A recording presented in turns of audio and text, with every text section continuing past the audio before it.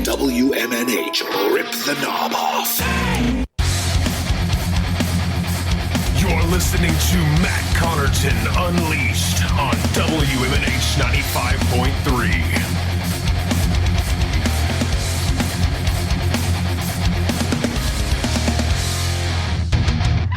We're back from the break. Matt Connarton Unleashed.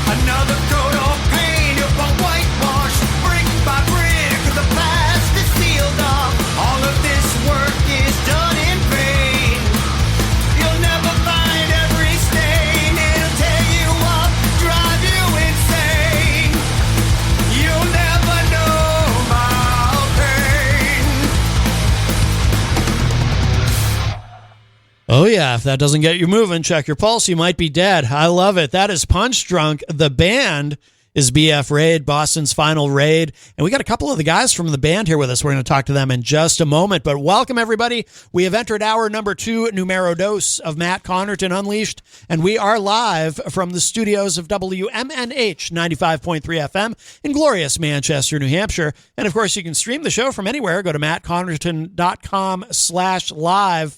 for all your live streaming options, social media links, contact info, show archives, etc., etc. Today is Saturday, August 22, 2026. And let's get these mics on. So we've got Bruce Owens returning to the show and Jamie Forbes with us as well from the band BF Raid, Boston's final raid. How you doing, guys? Doing well. What's up, Matt? Welcome.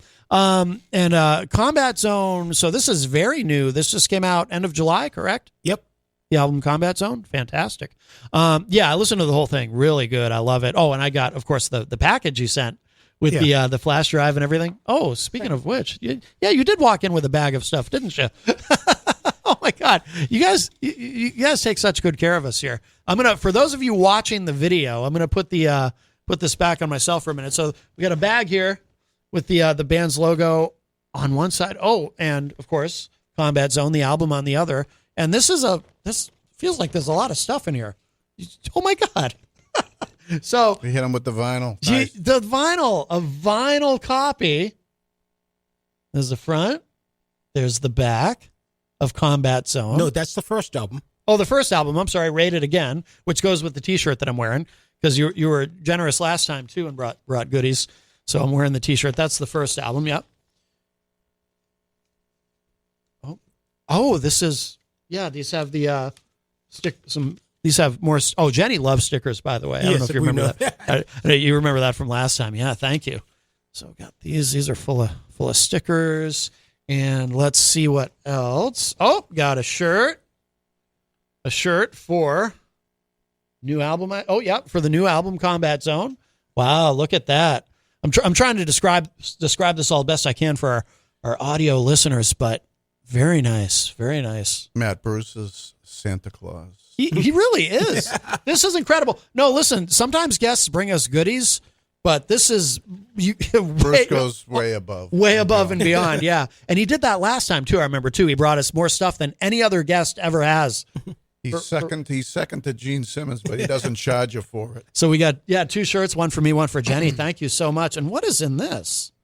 Oh, this is interesting. Okay, so here's a box. It's got a variation of your logo from the Bruins, the Boston Bruins. I'm not a sports ball fan, so I'm slow on that. But oh my God! Oh, by the way, we still use the last time you brought us a mug. We still use that mug. That's my daily mug too. Oh, is it? Yeah. That's for the vodka. So this is oh my goodness. Let me open this up here. Very nice. Another a thermos, if you will. Would thermos be the right term or travel mug? Travel mug, yeah. Yeah. Very cool. And it's got the graphics for this is the real deal too. Like this is not a cheap thing. No. This is really I use mine every day. Oh my God, yeah. Very cool. And it looks like there's 2 of them here, so wonderful. Thank you so much. Whoops. Let me put that down for a second because I see yet something else in here. Oh, BF Raid. What'd you call that? A bottle opener? Yeah. See, I don't drink, so I don't know. I rarely open bottles, but these are very cool. Thank you. Got 2 of those too. Thank you guys so much. Bruce, you really are Santa. It's amazing. Amazing. Next time you see, if you happen to watch Coach and Bro, Coach, make sure he has the mug visible on his desk. Yeah. So it's good promo. You know what I mean? Oh, absolutely. Absolutely. Well, geez, you know what? You gave me an idea. If I put this right here. There you go. There we go. Excellent. That's a very good idea. People will say, where do I get that? That's right. Exactly. Wow. Thank you, guys. Well, it's funny because since the new album came out, and I didn't tell Jamie yet, I was checking out our merch logs, and our merch is blowing up. Good. Excellent.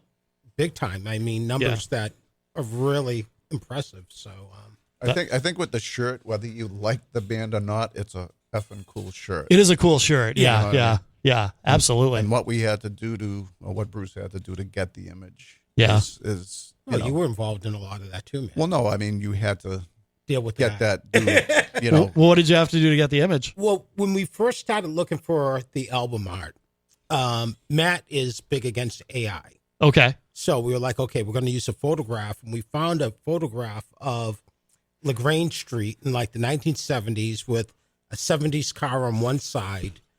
It was daybreak, so there was a prostitute walking down the street, Yeah. ending her shift, and a blue-collar guy walking in the other direction, starting his. Okay. We thought it was perfect. Yep. It took me a month to hunt down the guy that owned the rights to the picture. Okay.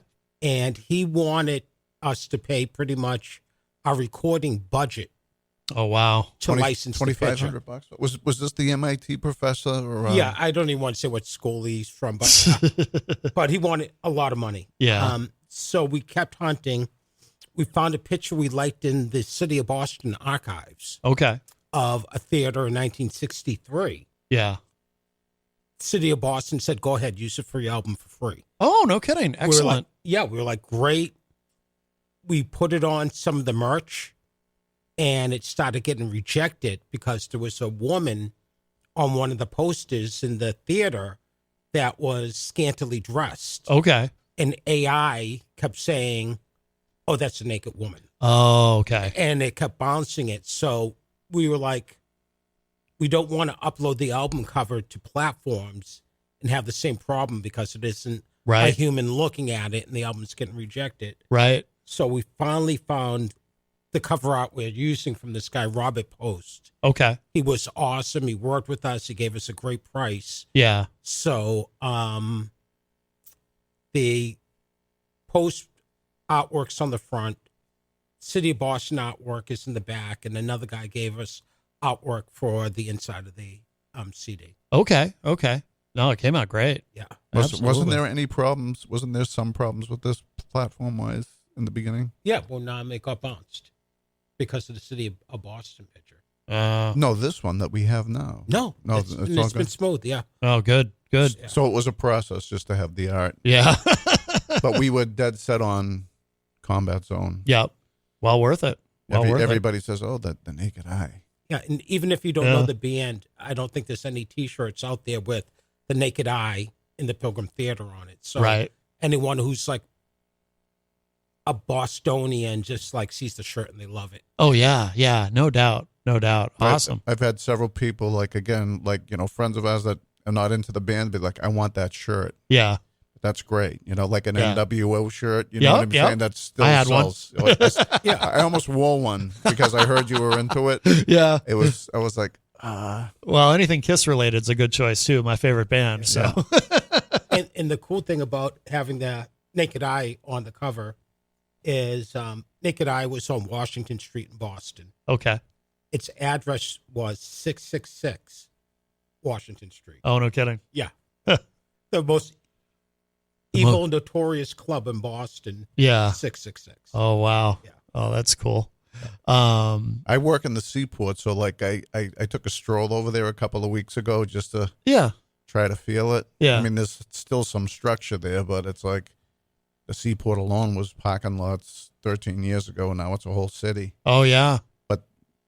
But the ghosts are there in the combat zone. Right. Right. Yeah. No doubt. No doubt. So is that kind of the theme of the album? I mean, tell us about the album. So, not really by design, but it evolved to be what I call an audio documentary about Boston, Okay. because a lot of the songs are really autobiographical, Yeah. with the exception of Bullets from the Board. But even the songs that Billy wrote are really about his past experiences growing up in Boston, first meeting his wife on Causeway Street, things of that nature. Yeah. So there's a lot of songs. Punch Drunk is about our hometown. Yeah, ultimately, it starts in our hometown. Yeah. On our block that Bruce and I grew up on, and Billy on the other side. Yeah. We grew up in the same neighborhood, Oh, you did. Yeah. but Jamie's younger than me. yeah. So, we didn't really meet each other until a little bit later, when I was in my early 20s. Jamie was in his late teens. But Yeah. So we grew up with the same kind of experience Right. and people. So Punch Drunk is about, I was driving through Malden, and in its core, it's a very crude song, Yeah. but I've hidden the crudeness of what it's about. But I was driving through Malden, and I was remembering an encounter with a young lady as I was driving by her house. Yeah. Then I get a couple blocks away, and I can remember an encounter with another one a few blocks down. And then I drove by our old rehearsal studio, and I'm looking around, and I could still see that the city has totally changed. Mm-hmm. But there were like little places where I could remember maybe a fight here or a kiss there, and still kind of left my mark in the city. So Yeah. our hometown has totally changed. Yeah. Yeah. Just 3 days ago, I was on the phone with them, and I had to, because my family house is still in that town, Yeah. and I was like, Bruce, what do you? I went to all the areas that are mentioned in the song that are all, but I was just sending him video footage, just like clips, Right. because he was trying to put together a video, and he did end up using some. Okay. But like the boneyard is mentioned in the song. Bruce, was the boneyard the graveyard, or was it in back of the graveyard? There was a graveyard. If you left out high school, there were train tracks right there, Yeah. which had a live train back in the day. Oh, okay. So you come out of the high school, go by the tracks, and there was a hole that probably the generation before me had ripped in the chain link fence. You could go into the graveyard, Oh, okay. and you were hidden away, and people could smoke various things or drink beers back there. Yeah. And it's so funny that like it was called the Boneyard because a pre-roll was called a bone back then. Okay. And people go to the Boneyard, and like Jamie was like younger than me, and by the time I had moved on and I was hanging out in clubs, him and his teenage friends were drinking in the Boneyard. Yep. And it was like a passed on kind of thing from, Yeah. and I'm sure there's kids that are drinking in the Boneyard right now. Right. Right. So it's kind of a cool little area, but it's right in the middle of downtown, No kidding. and the cops can definitely see what's going on, but they just kind of leave people alone. Oh, really? Yeah. We know where you are. You're not causing trouble. Right. Right. Yeah. Kind No. of thing. Yeah. Yeah. No. It's turned into a condo haven, you know what I Has mean? it? Because it's right next to the Orange Line, so it's just like the workforce. Oh, that works makes there. sense. Yeah. In our day, there was generations of families that have been there for 50, 60 years. Yeah. That's no more. Yeah. Our dads and Billy's dad went to Malden High before we did. Oh, really? Yeah. Yeah, Oh, wow. so- Huh. Yeah. No kidding. No kidding.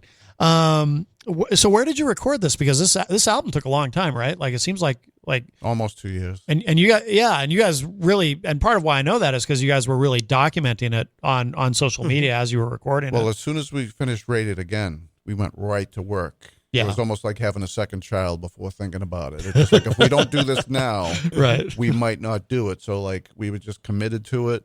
You know, we're not spring chicken. So we just, we went right to work on the second one. Yeah. Right after Rated Again was released. Wow. So we used the same studio, the Record Co. Okay.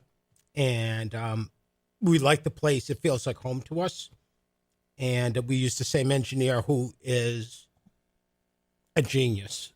Yeah, if it wasn't for the engineer, you know what I mean? It wouldn't have been an automatic. We would have went back there. But Yeah. since he was like the fifth member. You know? Okay. Yep. Mhm. Yep. And it was just like knows our nuances, knows our moods, Yep. Yep. but most important, he's knows my drums. Like he mixed my drums better than any project I've ever been in. Yeah. Because he's a drummer, so he was. Oh, perfect. I had that like advantage. Perfect. Yeah. Yeah. He really knows us well and what we want and Mm-hmm. how to communicate with us. And I'll give him a shout out. He actually just opened up his own recording studio Oh, okay. in Waltham called One Horse Recording. It's the old Woolly Mammoth Studios that was owned by David Minahan from the Neighborhoods. Oh, no kidding. So he bought that, and there was one last track I had to do. And I went over to the new studio to do that track. Yeah. And it's beautiful. It's really nice and was easy to work in. So, yeah. But you can't leave out where the record co was. Oh, yeah. So that was the inspiration for a lot of the album too. Yeah. Right in the heart of Methadone Mile. Oh, really? No You had- kidding. Right, you're in the middle of it. Yeah. It was like this little, gem in this, dark place. Yeah. And it did inspire, a lot, a lot of the attitude, the nastiness, the ugliness of the world too. Yeah. But it's really in the middle of Methadone. The greatest Wow. show really was kind of born during the Rated Again sessions because there's these giant windows in the recording studio that look out right at the middle of Mass and Cass, and we could watch drug deals every day. Oh, I had some. all day. I had some recorded. Bruce was like, no. Really? Yeah. Like stuff that would go good with a video, but it would have been in poor taste. Yeah. Yeah. And one of the things was we would see, these young prostitutes like 20 feet away from us on the other side of the glass. Mm-hmm. And at first you have this voyeuristic kind of thing. Yeah. And then after a while, you kind of get sick to your stomach because these girls are whacked out on drugs. Yeah. They can barely stand up. There's strangers picking them up. And that's what really got me to write The Greatest Show in Town because, these girls, they're treated as adult entertainment. Right. Right. And I know some people have the libertarian idea about prostitution and people can do with their body what they want to do. Yeah. But most of these girls that are out there aren't doing it because they want to do it. Right. A lot of times they're being forced to be out there. Trafficked. Yeah. And what really hits me the hardest, and I kind of make a point of it in the song, is probably like 90% of these girls are victims of sexual abuse. Mm-hmm.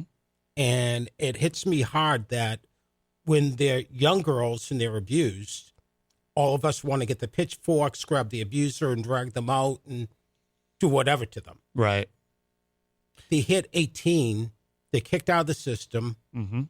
and they end up on the streets, and now they're a cautionary tale. Mm-hmm. Or people drive by and point and laugh, and it's like, well, why did you care so much about that girl 2 years ago when she was 17, 16, but now that she's 18, 19, now it's a joke, and it's not. I mean, That's a really good insight. I agree with they're you. in rough shape, and And we abandon them as society. Not all of them look like junkies either. Like Right. somewhere in the early stages that you'd wow.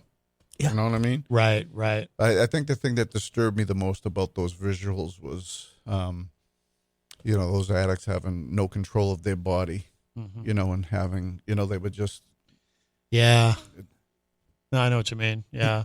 And the freaky thing was, there was a Ford 150 at Boston Police, if you're listening, that will pull up in the alley across from the studio every day at 11 a.m. on the dot. Really?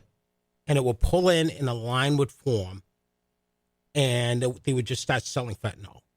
Really? And it was every day and I'm like, if I can see this, and the police station is down the street, why don't they see this? Right. And every day at 11, the guy would pull into the same alley. Everyone would line up. Noontime, he'd do another loop around the block, and boom. And he was also coming back and checking on the girls, Okay. Wow. whether he was supplying them with fentanyl or he's trafficking them. But it was like this one truck. And then we go back to the studio months later, same truck, 11 o'clock on the dot. Wow. So mind you, this is the environment we recorded both these records. Yeah. Yeah. And the inside of the studio is gorgeous. Yeah. But you're looking through that glass, and it's like, wow. Wow. Oh, that's incredible.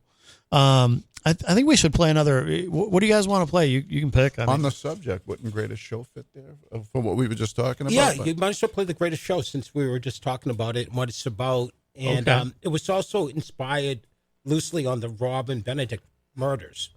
Okay. So Robin Benedict got murdered in the combat zone Okay. by a Tufts professor. It was a huge case in Boston in the 80s. Okay. So part of the song is about the last verse is about how these girls are kind of nameless and throwaway, and they just disappear in some cases. Okay. So, All right, let's give this a spin. This is the opening track on the album, by the way. The album is Combat Zone and by BF Raid, Boston's final raid, and this is The Greatest Show in Town. Step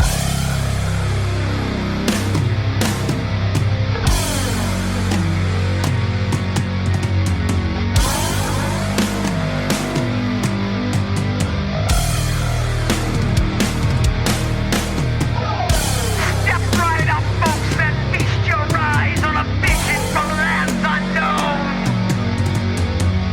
This is no illusion, this is your once in a lifetime chance.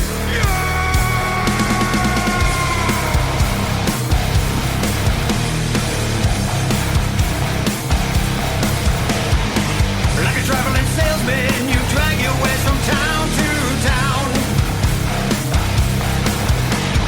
Making a fuss on the back of the bus, just waiting to touch down. Maybe you write a letter, let them know you're doing fine. But instead you drift away with a bottle of drugstore wine.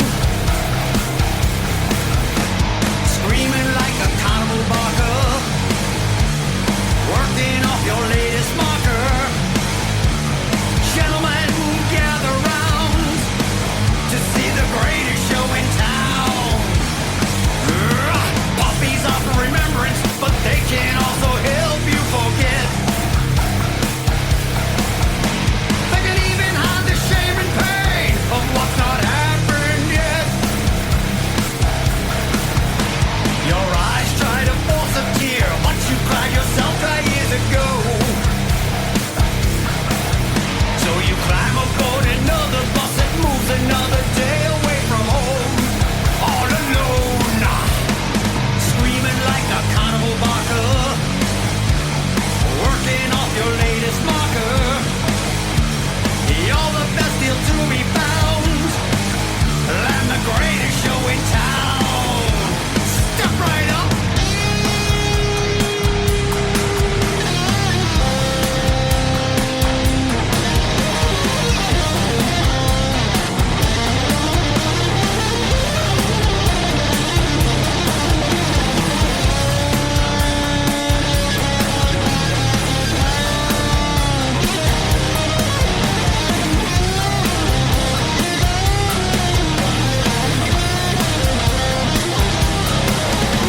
Screaming like a carnival barker, working off your latest marker.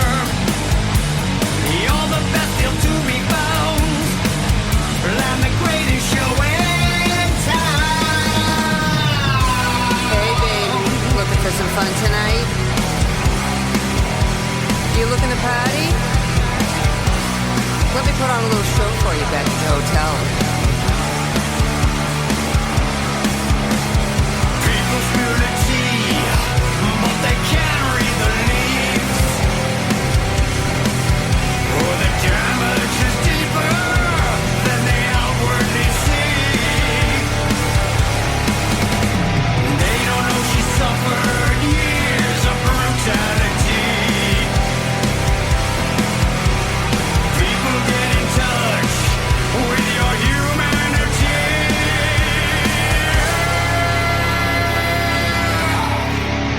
Who's to blame? You lost your name somewhere along the road. Well, no one's there to shed a tear. They would if they had only known. And everyone that used you up moves on without a soul, a soul, a soul. But not you, you're staying put 'cause you have nowhere left to go. No, no, oh no! You scream just like a carnival barker, and your maker has your final marker. You were the best in town, and the greatest show in town.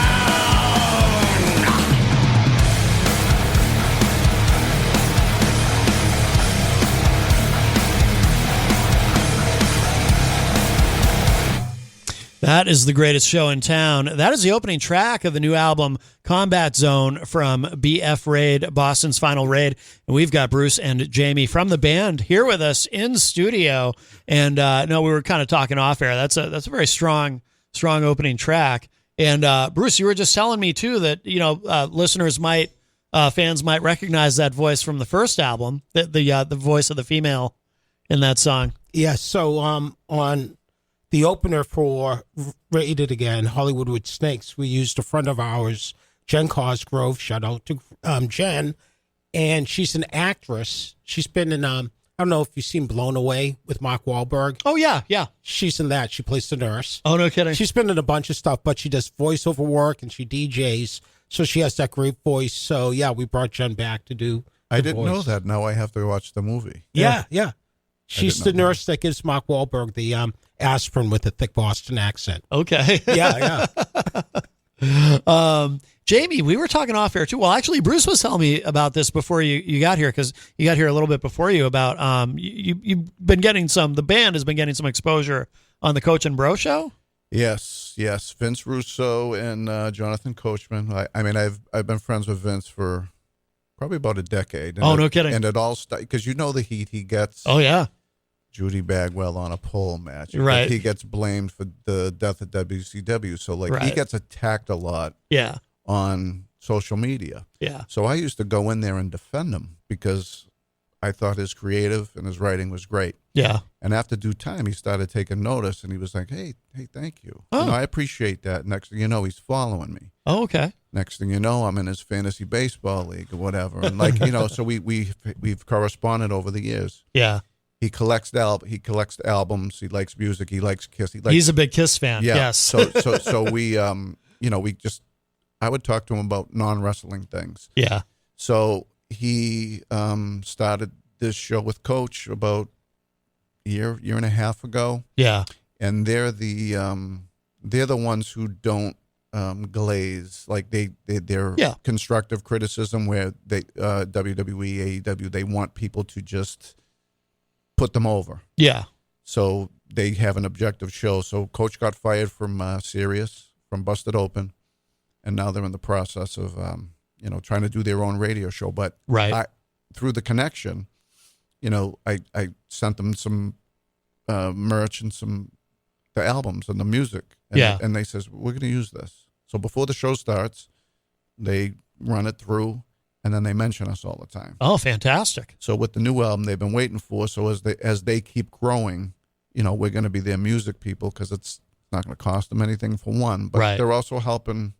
Vince is helping me out. He was here. He was here in May. He did some convention, and I went out and met him. Yeah. And he's working with ICP with JCW right now. Yep. And they're trying to get that.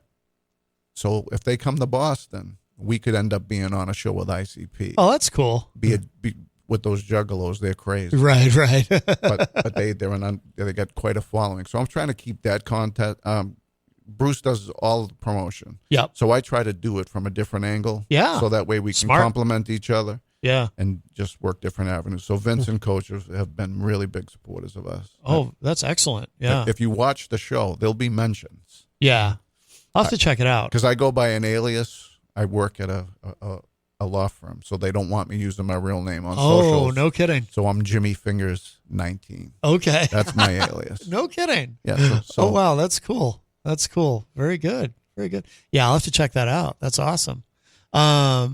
Any other unusual sort of avenues for promotion that you guys have done? Or oh yeah, my background is pretty much marketing. Yeah, and that's been since like high school. Yeah. I worked in a print shop in high school, so BF8 always had the best flyers and stickers and things of that nature. Yeah. So we've been blessed, as far as radio promotion, a lot of the local shows like New England Rock and Metal Radio and the WNES just picked us up. Good. And then a lot of the international stations are now picking us up. And we got picked up by another station in Mexico this week. Oh, excellent. That contacted us out of the blue. And it's a pretty big show that's been around for 40 years. So it's funny, 2 years ago when we sat here, a friend of ours was in Paper Jam and said to Sheila and Tony, hey, you should check out this band BF Raid. Yeah. And they did the write-up on us, and they said, oh, you should check out Matt's show. and your show was the first show we did. Yeah. So it was just like a project from us. Yeah. For us. And then after we did Paper Jam and you, people started contacting us. Mm-hmm. And we're like, wow, what is this? And it just started to take off. Yeah. And now with the second album, the momentum is kind of crazy because our streaming stats are beyond what we expected. That's great. Like I was telling Jamie earlier, our merch sales are through the roof, and it's good and it's sad because we put merch out there for pretty much at cost. We make nothing on merch. Yeah. Yeah. So we want to just make it available. And I'm like, wow, if I mark that up a little bit, but it's just good that people are buying shirts and mugs and listening to the music and stuff. So, yeah, we use every avenue you can think of. So so speaking of the merch, like now my Jeep is filled with shirts. Yeah. And I'll pop them out, and other, wherever I'm at, people say, hey, you got that shirt because what we do on our site is we take pictures of people holding up our shirt, and now that library is getting big. Yeah. So that people want the shirt. Yeah. But back to his, talking about the promotion part, like he's got all of the music thing going. So outside of the wrestling thing going, a big fantasy football player. So like I have friends over at Sirius on the football shows. They got the stuff. Nice. And every now and then they'll play a cut and transition.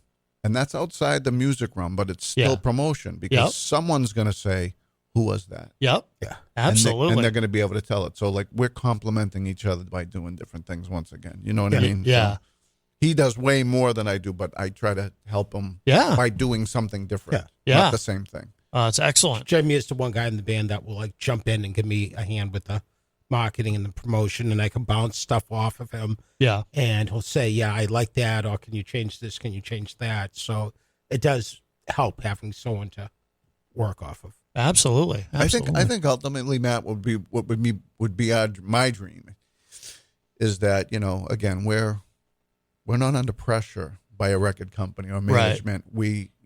We're a little bit older, so we're doing this for the love of it. Yeah.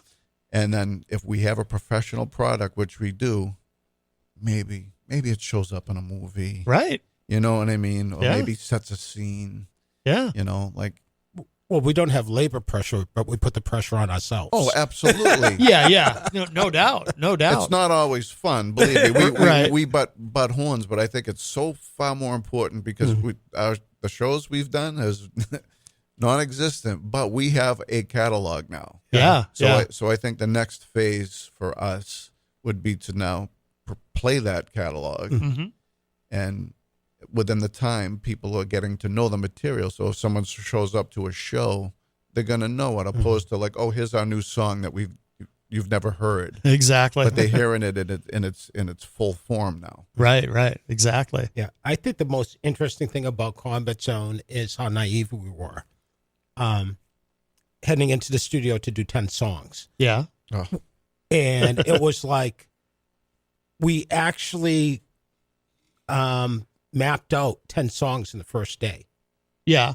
Which was insane. And we didn't even think, we said, okay, let's do this. And it was kind of funny because we didn't think about our physical limitations. We're still thinking like we're 20. Sure. And driving home from the first day of 12 hours of playing guitar, I could barely hold my steering wheel. Wow. Yeah. From Boston to New Hampshire, my hands were like throbbing. I had to get some sleep and be in the studio the next day. Yeah, we scheduled 2 back-to-back 12-hour blocks. Good Lord. And during a snowstorm. Well, the first day wasn't the snowstorm, but I had the first day's the drums, right? Yeah. So I had to pound them for 12 hours because it was like, test, sound levels for the first 3 hours. And that's the most physical instrument. You're using all 4 limbs. Well, I wasn't thinking about that, but then we had some friction, right? And we didn't start our first track or complete our first track till like 4:30 in the afternoon, and we were there at 10. Yeah. Oh, wow. And then once we hit our stride, we just kept going. So after the 12 hours, I'm like, what is this?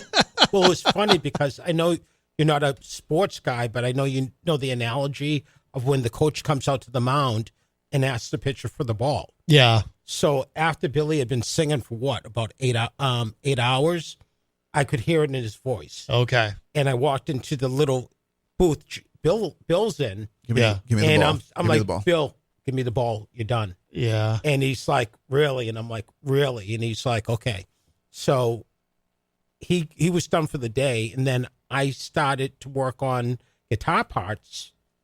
And Billy and Matt had left, and it's just me and Jamie. And like 10:30, Jamie comes into the booth I'm working, and he's like, Bruce, give me the ball. And I'm like, really? And I'm like, and he knows me. We've known each other for 40 years. He knows my playing. So I didn't even argue with him. Yeah. And he's like, you're off. And then my adrenaline was going. I didn't notice. And like I said, it wasn't until I got in the car and I couldn't grab the steering wheel. I'm like, yeah, my hands are shot. now, mind you, this is January, right? Yeah. And more pressure came on us because now the forecasts were in. Now we booked the double 12s. Yeah. And now we know that like the blizzard's coming, but we still drove in the next day. I remember seeing this on social media. Yeah. And it was like, okay, guys, curfew, you guys got to leave at 1. Yeah. So that kind of slowed up the process because even if Bill couldn't sing, Bruce and I could have did all our fixes. Sure. Tightened up all our loose ends. Like there were points in time where I got the yips. Yeah. Where I was trying to play, a double bass segment that was just pretty basic. Yeah. And I couldn't do it. Yeah. But it wasn't just that. It was like I couldn't complete a roll. Like my sternum was just on fire. Yeah. And after that first night on 12 Hours, I remember talking to Jamie Rowe, the engineer, and he was like, dude, you just played for 12 hours. Yeah. Because I'm thinking, I was like, oh, my heart's going to stop. Oh, jeez. Yeah. I'm like, I'm a hypochondriac. So it's just like a back pain. I'm like, am I going to die out here? And he's like, dude, just go home. Yeah. And take a rest. And then, but the drums have to be done first because there's a lot of gear to move. Yep.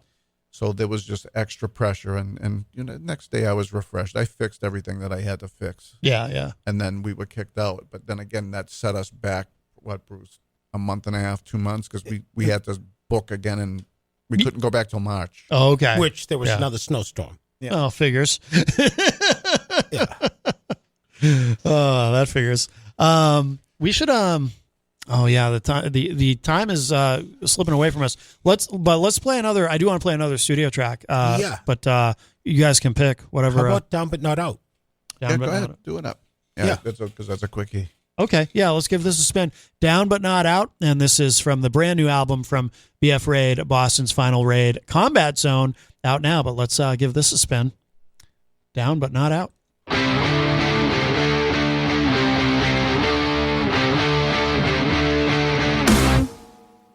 Confusion, illusion, my mind is in a daze.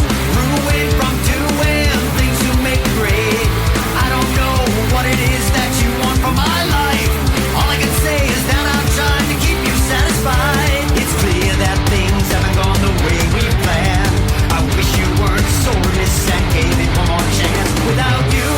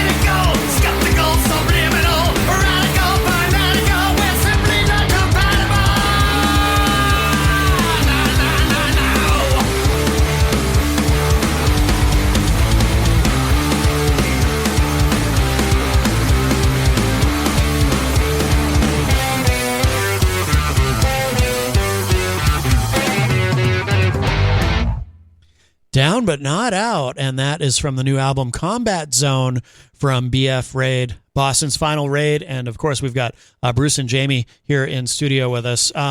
Guys, this has been wonderful. The time does go quickly. We will get in another track at the end of the segment. But what do you guys have coming up? Are you playing some shows to promote the album, or have you been busy? Everything's like really focused on promoting the album right now because,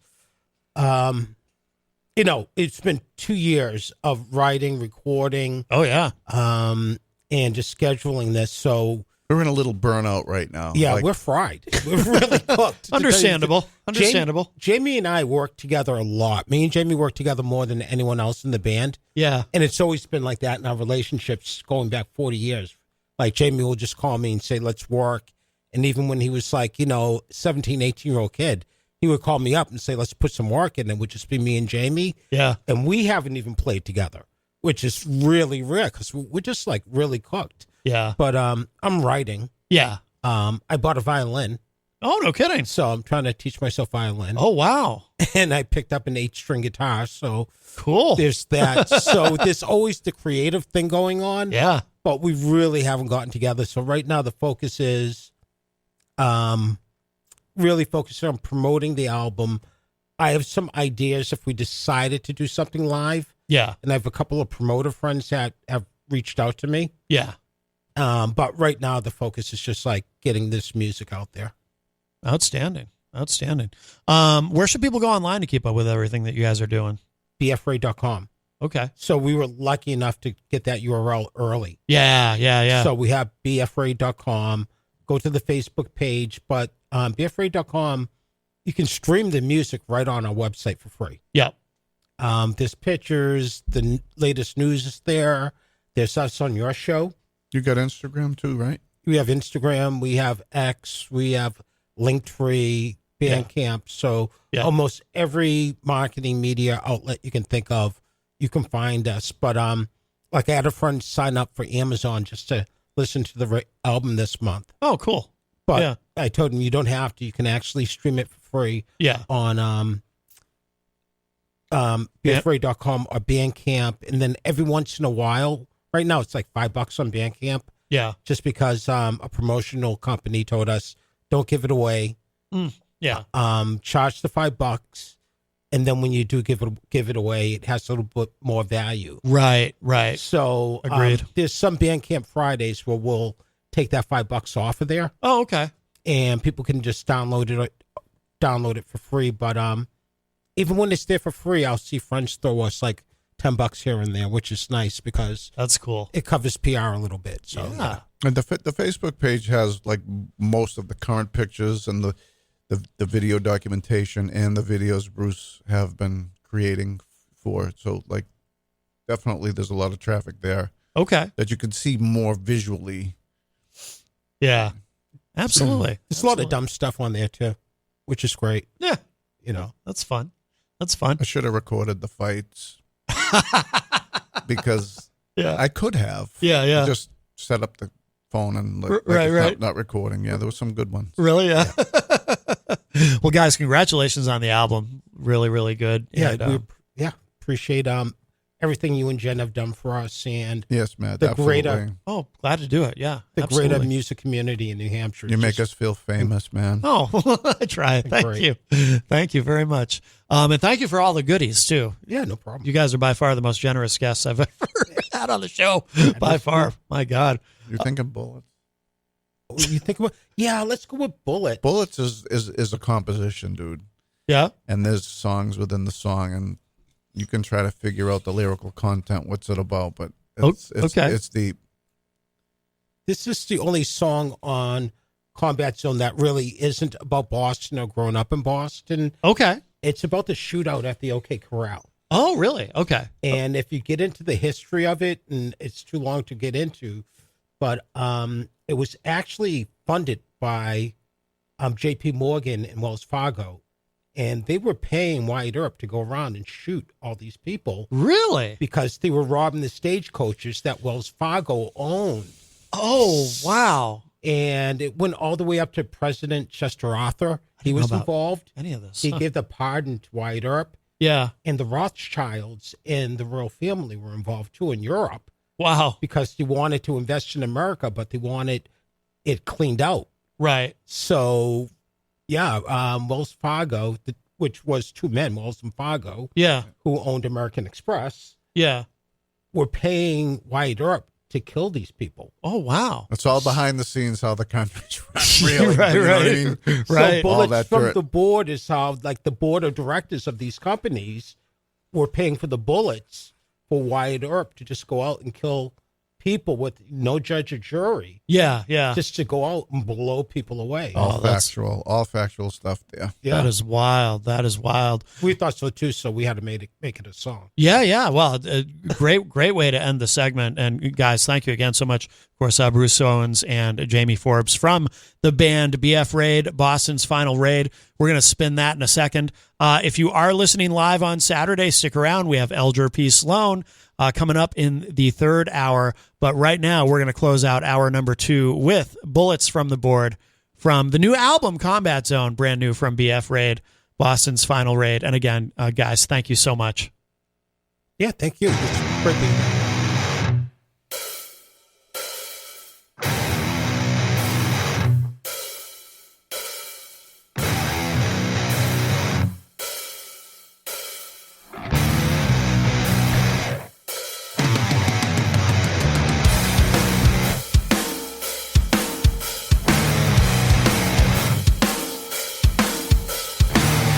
Life can change in a moment. Life can turn in a